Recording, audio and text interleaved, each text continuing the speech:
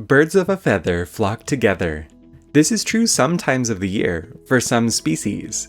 But for most of the time, for most species of birds, they're in mixed species flocks, not birds of a feather. Let's learn why this might be.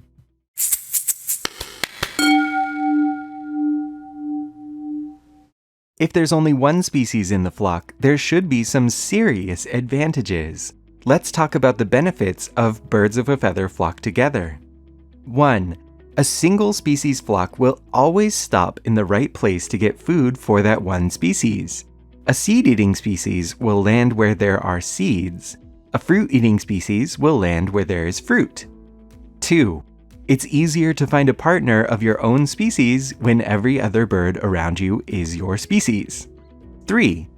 Traveling in a flock is good because it improves each individual's average survival.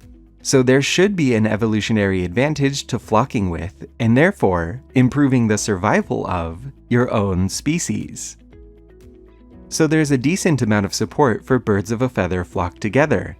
But as we know, the majority of birds are in mixed species flocks. Parrots are one group of birds that usually travel in mixed species flocks.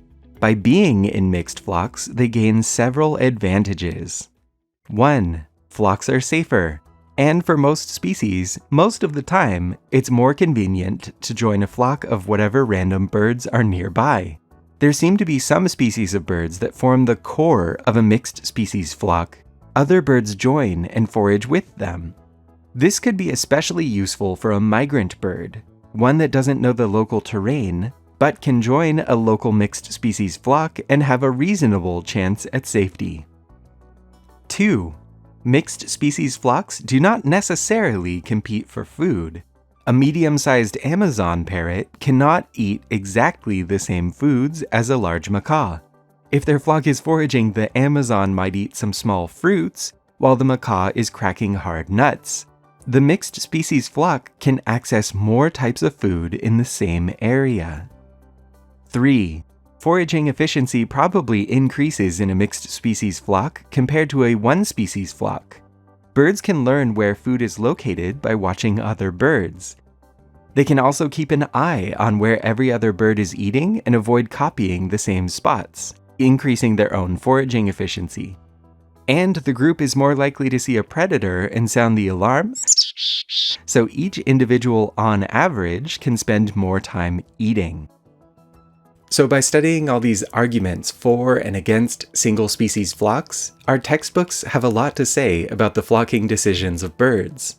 But the thing about birds is that they don't read our textbooks. They do whatever works for them.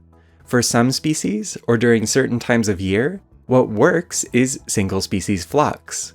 And for most birds, most of the time, birds of a feather do not flock together. Thank you for learning about birds this week, and there's still so much out there to learn. You can learn about other bird species by watching another video on this channel, and you can join the flock by subscribing. Thanks for stopping by this week to learn what makes life awesome.